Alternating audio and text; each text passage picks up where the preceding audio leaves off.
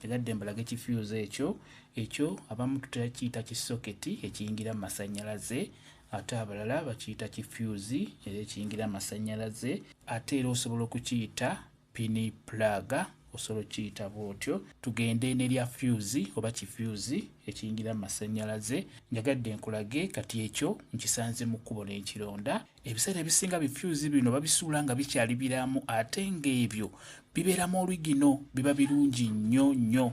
Kati kino kiikyo nkironze bulonzi, oli yakisudde kiraga kirudde nga kisudde. Ngenda kukirongoosa kiddemu kikole bulungi nnyo. Singa munda kafyuzi ako kaba kakyali kalamu, nowe kaba kafudde osobola okufunirako akapya oba n'ozingirirako akawaya ne kiddamu ne kikola bulungi. Biba birungi nnyo bino biwangaazi, bibamu olwigino. Ennaku zino bye batunda mu dduuka okisiba ku bbinika ne kibuguma okukkakkana ne kiyitamu omuliro. N'olwekyo tunuulira viidiyo eno kankirongoose, kigenda kuddamu kikole bulungi nnyo.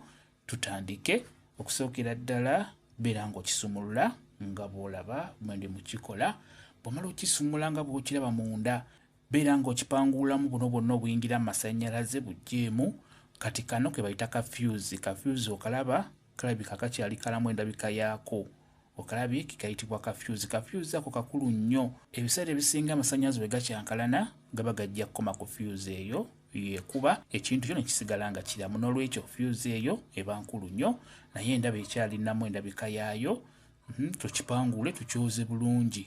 Beera ng'okikuuta bulungi, obwo bukuutekuuteko, obwo bukuutekuuteko n'akakuuta bukuutekuuteko oggyeko obukyafu. Bw'omala okukyoza bulungi nga bw'olaba, beera ng'obyanika ku musana. Byanike ku musana bikale bulungi. Bwe bimala okukala,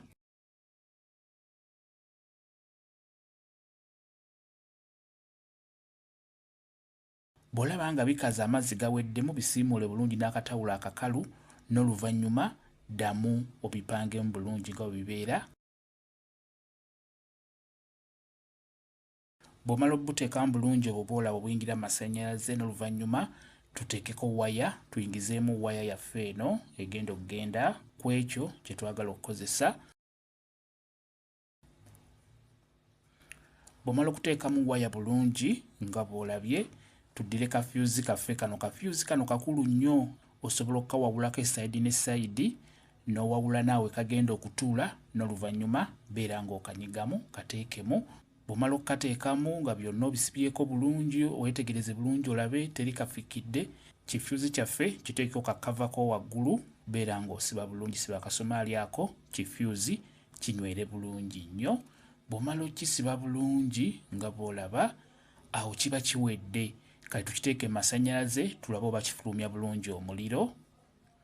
Ndowooza okirabye, kiikyo kifulumya bulungi omuliro. Tadde mu masannyalaze, balubu yiiyo eyase, kisibye ku balubu, nkironze mu kkubo n'ekirongoosa bulungi nnyo.